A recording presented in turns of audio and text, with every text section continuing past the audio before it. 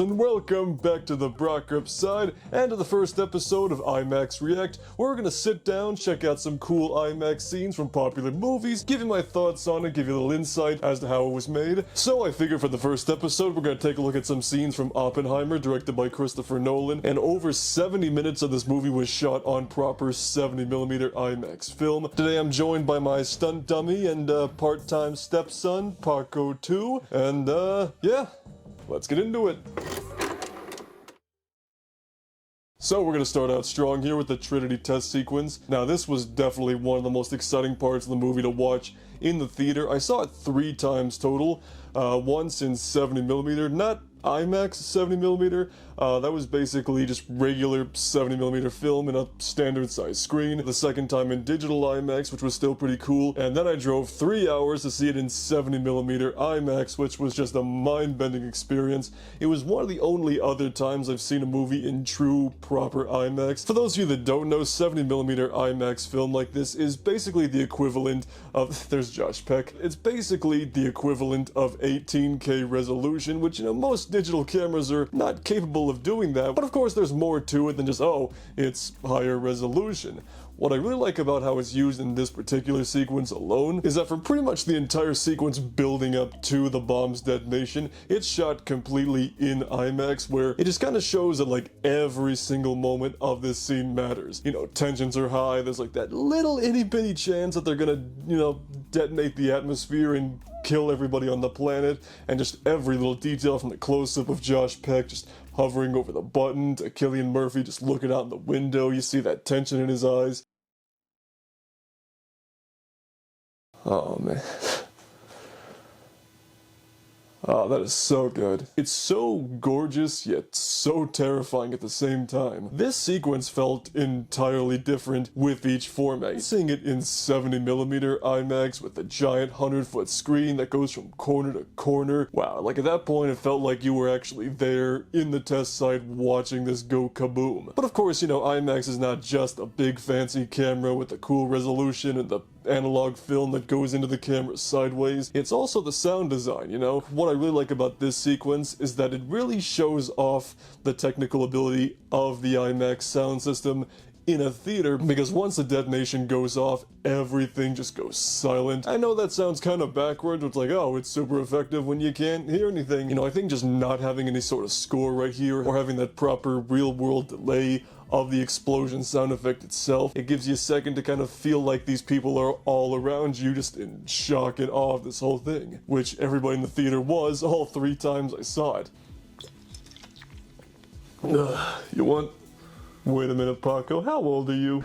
And hey, if you have any ideas for any cool IMAX scenes or movies with IMAX in them we should check it on this show, then go ahead and comment down below your suggestions right down there, because, well, gonna need something to talk about for the next episode. So we could really sit here all day and just talk about the use of IMAX in every single scene of this movie, because it's sprinkled throughout the whole 3-hour runtime. But one other scene I really want to talk about is just this gym scene here when Oppenheimer gives his celebratory, oh, we did it. I think it's a great way of using the camera to get really into the mind of the character at this exact moment. Now, of course, you probably could have gotten away with using a regular 35mm camera for this moment, but I think just using that 18K resolution IMAX film and just getting every little detail on the screen, filling everything up, I think it just works so much better. I just love the way the background will jitter, but he stays totally static. And for months I was wondering how they actually pulled that off, because, you know, Christopher Nolan doesn't like to use visual effects unless absolutely necessary. What they did was it took a still frame of the background right there,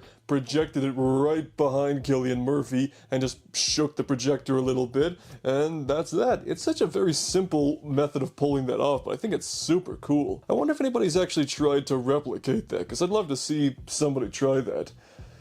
Maybe we have to try that. What do you think, Paco? He's asleep. The way Cillian Murphy just acts with his eyes so much in this movie, just, you can tell what he's thinking just by looking at those neon blue eyes of his. It's not what Nolan is known for by any means, but I'd be curious to see like what he could do with like a full-blown horror project, because if it's got moments like this for, you know, hour and a half, 2 hours, it could be some really terrifying stuff, especially if you used IMAX for it, but you know, that's kind of what Jordan Peele's for, I think. Damn, Nope was so good. We gotta cover Nope on this show at some point. And then you've got these really great sweeping shots of Los Alamos, once again in IMAX, and I just love the way these all turned out, especially when we're up in the clouds in the beginning, when Kenneth Branagh's like, "Can you hear the music?" And then Ludwig Göransson's insanely iconic score kicks in. That moment in the clouds right there is just so well done. That mixed with these sweeping shots of Los Alamos, even when they're just driving through and everything. But you know what it kind of reminds me of? It kind of reminds me of, you ever been on the ride Soarin' at Disney's California Adventure, where you get strapped into the chair and you're flying through the mountains of California and stuff? This is what that kind of reminds me of, but like in a more cinematic way, you know, not in a cheesy way, thankfully. Not that this movie or the ride is cheesy, but you know what I mean. And of course, we can't be talking about the use of IMAX in this movie and not talk about the black and white sequences, because black and white are just absolutely gorgeous. And what's really cool about this movie is the fact that it's the first ever use of black and white IMAX film, which totally did not even exist before this movie came out. They basically went to Kodak and was like, "Hey, can you guys make black and white 65mm 15 per film?" And they were like,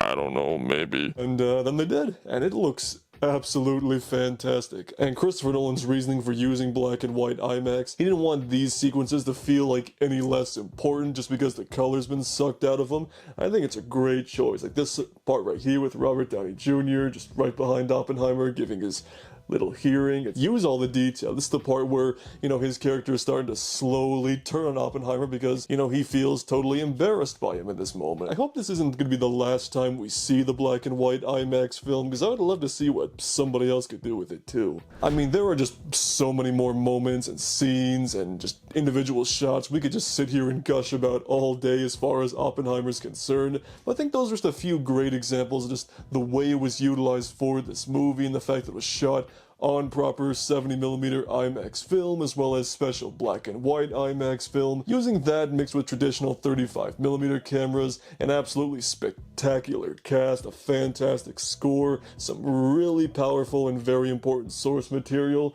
and you've got one of the best movies of the year. So before we do wrap things up here, I asked you guys up on the social medias and stuff what you thought about the use of IMAX and everything in this movie, so let's see what you have to say. From Eric Thorpe Reviews, amazing of course and unique. Nolan used them for dialogue heavy scenes and it worked. Totally 100% agree with you there, because it's kind of interesting because IMAX cameras are notoriously loud, so I don't know if that's a lot of ADR going on in those particular scenes or if they just have really good sound deadening equipment, but still fantastic usage there. And from Son of Flynn 06, never saw it sadly. Was it like a nuclear bomb in your face? Yes. Yes, it was.